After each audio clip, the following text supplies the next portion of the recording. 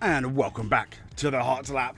Lando Norris secures pole position in Mexico, something that I probably wouldn't have put any money on, even at practice. Yes, his race times looked very good, but it's almost like him and Max Verstappen have swapped, and what has happened to Oscar Piastri? Indeed, what was quite an exciting qualifying session, and hey, Ferrari actually looking good. I can't sense that something is going to go wrong at that first corner. We have, I think, the longest basically start-finish straight, the longest run to the first corner of the year. Oh dear.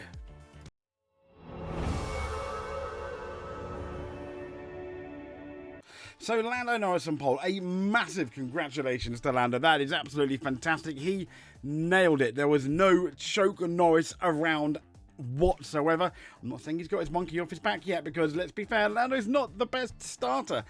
I mean, it's almost worth putting money on, thinking he's not going to be leading at the first corner. However, he does have the best race pace, so I don't think it will be completely over if he ends up coming out the first lap second or third. But we know it's hard to overtake, and those Ferraris are really fast, and they are starting second and third. Hamilton's best start in a Ferrari. Could he get that all elusive pole? Well, this was Q1. Who went out in Q1? Well, knocked out in Q1 was Lance Stroll. Oh, you know, no surprise there. Pierre Gasly, Franco Colapinto, sadly with the Alpines again. No surprise there. Alex Albon, what is going on? He's having an absolute nightmare of an end to the season, isn't he? And Gabriel Bortoleto, well, yeah, I figure the stake might not be that fast, but even Hulkenberg was fastest at one point during qualifying. So, onwards to qualifying numero 2. And who was knocked out? Well, sadly, Yuki Tsunoda was knocked out. Again, to be fair, he was only a couple of tenths shy of Max Verstappen. So, in terms of him being competitive, he wasn't bad at all, if I'm honest. But still, you still get knocked out. And when you've got people like Hadjar, Behrman ahead of you, Carlos Sainz in the Williams, yeah, he did draw back, sadly. It's not particularly great, is it? It's not really still a good look for Tsunoda. But this was qualifying in Mexico last year, in fact. So completely ignore that, but this is the grid. This is Lando Norris and Charles Leclerc, first and second, starting on the grid. Carlos Sainz is further down. We've got third, Lewis Hamilton. I mean, he was very, very happy.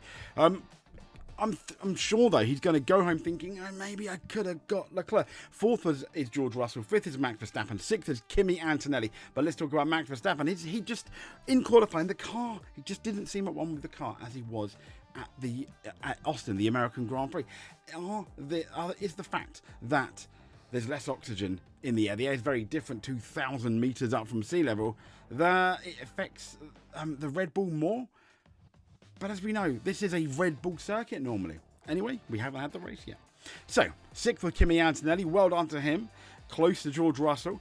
And then we have seventh. Biggest disappointment in qualifying. I think Piastri just couldn't get the car done. I mean, he did improve a lot, but yeah, clearly not enough. At one point, though, there was doubts whether he was going to even get into that final qualifying session. So thank goodness he did. He had a mare. Eighth, Hadjar, well done to him. Ninth, Behrman, well done. 10th, he was really 11th, was Yuki Tsunoda, but because of Carlos Sainz, he's now starting 12th. So Esteban Ocon in 11th. Not bad. Still not as good as Behrman. So Hulkenberg in 13th, Alonso 14th, Lawson 15th, Bortoleto 16th, Albon 17th, Gasly 18th, 19th, Stroll, and 20th is Colapinto. So qualifying results, Lando Norris putting the pressure on. Now, if Norris wins, it says, and Oscar Piastri finishes 5th or worse, Lando would leave the Mexico as the championship leader. We'll start 7th due to Sainz's penalty, but it would have been 8th. Imagine if Carlos Sainz didn't have a penalty. I mean, that is just, heaven forbid, that is just not worth thinking about, surely. But there we go. So moving on from that, championship in the top 3. I mean, the guy that is qualified is P5 in the championship. Remember, he's on 306. He qualified P5, for the Mexican Grand Prix. On pole is the man in second, 332. Max Verstappen obviously third. And P7 is the lead on 346. It's going to be interesting. But let's now get into the qualifying data. So as you can see, these are the gaps. Just shy of 0.3 for Leclerc. Lewis Hamilton just around a tenth slower, well, just within a tenth of his teammate, but 3.5 tenths down. George Russell, 4.5 tenths down. Verstappen just shy of half a second down on pole position. Yeah. Oh dear, Red Bull. Hopefully they're better in the race. But Max Verstappen, in the interview I was listening to in the pen, let's be fair, he's not particularly confident. Kimi Antonelli, about just over half a second down. Then just shy of 6 tenths was Sainz and Piastri 8th. I mean, what's going on? He just can't now. Now, if you believe, I hope Hadjar doesn't believe in the devil, because he's 0.0 down. We've got Behrman. 8 tenths down, and then it's over a second ultimately. Sonoda 1.2. This was obviously outside of Q2, in Q2. Ocon 1.2, Lawson 1.3 down, Hulkenberg 1.4, Alonso 1.5. That is disappointing, isn't it? Really, for Fernando Alonso. Bortoleto 1.8, Alba 1.9, Gasly 1.9, 2 seconds down for Stroll. So to be fair, he's not that much slower than Alonso. Well, half a second's a lot for most people. Probably not Stroll. Last but no means least, it's Colapinto on that 2 seconds down. Now, the track dominance, I mean, yeah, obviously you're going to see mainly Norris. But what's interesting is at the end, beginning of the straight, it's Norris, and then as we get to the really fast bit, that's I think when Ferrari, their top speed, kind of like really kicks in, because you can see it again in 12 just as they break for the stadium. Having said that, in the medium speed corners in 10 and 11, Leclerc's fairly confident and good on the brakes as well into obviously 5 and 6, so it's going to make it interesting. Can those Ferrari pass Norris? Yes. If they don't at the start, if Lando Norris doesn't have around about a second, if he's out of DRS zone, it's looking good. If he's inside DRS zone just by about a second, it shouldn't be too bad. I think if Leclerc's about 3 or 4 tenths behind him when the DRS starts, or even Lewis Hamilton or Verstappen, I think Norris could be in a spot of bother. The saving grace for Norris, though, is going to be the tyres and him looking after those tyres. Very much so. So these are the top speeds in qualifying. And we've got DRS on and DRS off. So the fastest appears to be, I think it almost looks like Mercedes on 352 maybe. But then Alpine on 351, not too bad at all. Where is McLaren? Well, they're on 351. It's 286 plus 65. That's absolutely insane if that's the case. Williams on 352. So they're all fairly even. So I think McLaren hopefully not going to be as vulnerable as they have been before when it comes to those straight line speeds. Obviously, the slowest somehow is Lawson.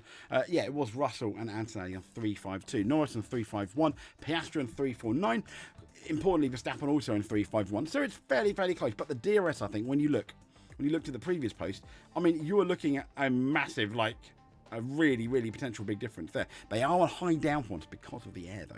Because the downforce doesn't work as well. So they're slapping on high levels of downforce, even though this is quite a fast track. Indeed. So, let's then get, these are just lap comparisons, but let's get into the fastest sector times in Mexico qualifying. So, obviously, Sector 1 was all about Lando Norris, and 2 and 3. Domination! Utter domination. What was interesting, though, is Ferrari shared Sector 1 and Sector 2. And we're talking in the hundredths down on Lando Norris, but a good 10th down in Sector 3 were both Ferraris. But it was Oliver Behrman, the Ferrari master, because remember, in a Haas, he does have a Ferrari engine. He is just he's just within a tenth of Lando Norris in Sector 3. Absolutely well done. We've got to go all the way in Sector 1 to down to Verstappen, who is close. We're talking like a tenth off, but he is like 1, 2, 3, 4, 5, 6th, and 6th again in Sector 2, and 5th in Sector 3. So Verstappen was previously quite handy in that Sector 3, but sadly, let's be fair, he was just struggling in qualifying. Now let's look at Norris compared to Piastri. Okay, he's about nearly 2 tenths down in Sector 1. Norris and Piastri again a couple of tenths down in Sector 2, and again a tenth and a half down in Sector 3 when you compare it. So yeah, something's going on with Piastri. He's not normally that much slower than Norris. Remember, they have been very close to each other in qualifying so far this year. It's just a bit strange, isn't it? So this is a stat that I always like to look at in terms of who was faster or slower in 2024. So the Racing Bulls, they were 8/10 faster, nearly 9/10 faster than last year. Williams 8/10 faster, McLaren near just shy of 7/10 faster, Haas 4/10 faster, Sauber, yeah, we haven't had Red Bull yet, or Ferrari, funnily enough, but Ferrari did a pole last year with Sainz. Kick Sauber 3.37 faster, Mercedes just over 3/10 faster, Red Bull just over a tenth faster, Ferrari not even a tenth faster, 0.098 hundredths, and Aston Martin 0.65 slower by 6.5 tenths. Oh dear, that is absolutely horrifying. Was Alpine? I mean, just look at this graph. If I was Alpine, I would be hanging my head in shame. What's going on? You're meant to be faster. I mean, not 6 tenths. Something must have happened. Yeah, that's not good at all. Now, this data here I think is quite interesting. They're saying, look closely at the data. They're saying that Leclerc improved by more than 8/10 from Q2 to Q3, but Norris lowered his time by a total of 1 second and 3/10. Yeah, look at that. Q1 to Q3, 1.3 seconds did Lando Norris improve from his, from Q1 to Q3. Leclerc improved by 1.1, Anthony 1.1, Verstappen by a second, Piastri by 9/10, Russell by 8/10, and Hamilton by just shy of 8/10 as well. That's not bad at all. Q1 to Q2 improvement was Norris again by 6/10, but it was Leclerc Q2 to Q3 by 8/10, but 1.3 seconds from the first. From Q1 to Q3, you got to wonder, are they holding back? I don't know, but I find that really, really fascinating. I mean, Lando Norris, well done. Now, before we get into our driver qualifying ratings, this is the head-to-head. So we got Alonso and Stroll, 20-0. Verstappen and Tsunoda, 18-0. Russell and Antonelli, 18-2. Leclerc and Hamilton, 16-4. That's still fairly dominant, isn't it? Behrman and Ocon. What is going on with Ocon? 15-4. Hadjar and Lawson, 13-5. That's still quite telling. Now it's fairly, 8-5. Gasly, Colapinto, fairly even. Remember, Colapinto has not been here for the whole season in terms of quality. Sainz owns Albon by 11-8. That's pretty much been over the last couple of races, though. 11-9. Bortoletti to Hulkenberg. That's interesting. And 10-10, Piastri and Norris. The most even pairing, I think, in Formula One currently. But let's get into our qualifying winners and losers. So welcome to our qualifying winners and losers. I'll make it as short as I can, but let's very much get into it. Now, in terms of qualifying, it was really interesting. As we know, Lando Norris got pole position, which is absolutely fantastic. However, let's see what everyone else did. So I've kind of maybe given you a clue of who's good, but who's last. I mean, okay, I'm sorry, I know, but it's Lance Stroll. Alonso was 14th. He ended up being 19th, but yeah, not particularly great. Next up, though, is this guy here, Colapinto. Again, right at the back. Pretty much probably the car, so I've got to go with Pierre Gasly as well, not particularly setting the world alight in 18th. Who is next though? I'm actually live making a change because I was going to say Liam Lawson, but I completely forgot about this guy here. And what is going on? Alexander Albon, hang your head in shame. You're 17th. To be fair, he couldn't get the. There was something wrong with the brakes. He just could not get it together around this circuit. If you remember last year, Williams had an absolute mare. They loved crashes, didn't they, last year? Next up, we've got Liam Lawson, 15th. Again, when Isaac Hadjar is 8th, it is not good enough. Is this Lawson career over? I hope not, but I'm starting to worry the Liam Lawson variety may become extinct from Formula One, at least in Formula One competition sometime next year. Bortoletti, 16th, out-qualified by your teammate. Yeah, not great. And Alonso, he is number 14, isn't he? But he's also 14th. So there we go. I guess he did that on purpose. It fits quite well. Doesn't it for Fernando Alonso, but not particularly great. Next up, Hulkenberg. Yeah, 13th. Not great. Next up, Tsunoda. To be fair, quite close to Verstappen, but still Yuki Tsunoda didn't make it into Q3. He is in the top 10 though. Let's hope. We're talking about in a positive light. He has been closer to Max here. And also Esteban Ocon, finally. He's 11th. So he's not been completely destroyed by Oliver Behrman, just a bit destroyed by Oliver Behrman. Next up, Oscar Piastri. This guy, qualified 8th. We know he's having a hard time. It must be. We know he's not that much slower than Lando Norris. So there's something He's just not comfortable with the car, in my humble opinion. And then we've got Carlos Sainz. Okay, he got that 5 players grid penalty, but he out-qualified. He completely ruined Alexander Albon. And, yeah, he was up there, isn't he? Well done. Well done to him. Next up, Oliver Behrman. I mean, he qualified 9th. He out-qualified Ocon again. And he featured all the way through. And let's be fair, the second fastest in Sector 3, where your tyres are going to be cooked. And they spoke to him after qualifying in the pen, and even he said he's quite excited for the race. So, not bad at all. Next up, we've got Kimi Antonelli. Well done again. He's doing rather well now, isn't he? He's not too bad. I mean, yes, in America, it wasn't his fault, but he's not doing too bad at all. So, we have Max Verstappen qualifying 5th. Yeah, not really what he'd want. Both him and the team not doing particularly well. I honestly thought they were looking good at practice. They were fastest in practice, weren't they? Yesterday, and I thought they were going to do the Red Bull thing, is find something overnight. Now I wonder, the cynic in me says, okay, I mean the car didn't look great, but if they put more fuel in and make it a bit heavier, are we gonna have a lightning race to speed max? Potentially. But even if he does that, he does have work to do, because he's also got to get by this guy here, George Russell. Yeah, 2 secs. So he's got to get by George Russell. That's going to be interesting. Because, let's be fair, I wonder whether they do send each other Christmas cards.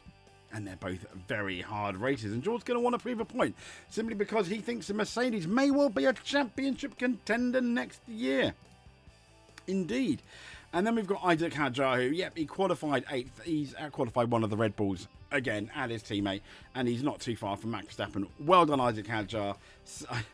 He's probably going to Red Bull next year, let's be honest. But, I mean, the only saving grace is it's not this set of rules. It's a brand new set of aerodynamic rules. Hopefully the car will feel different and it won't be a bespoke Verstappen vehicle.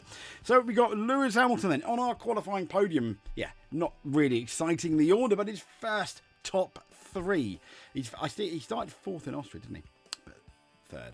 For Lewis Hamilton. Very exciting stuff. And arguably he could potentially get that double toe into that first corner, which, I mean, that first corner is potentially going to be epic. The rest of the race, I don't know so much. Next up is Charles Leclerc, starting on the dirtier side, apparently, because even Hamilton said in second it is slightly dirty.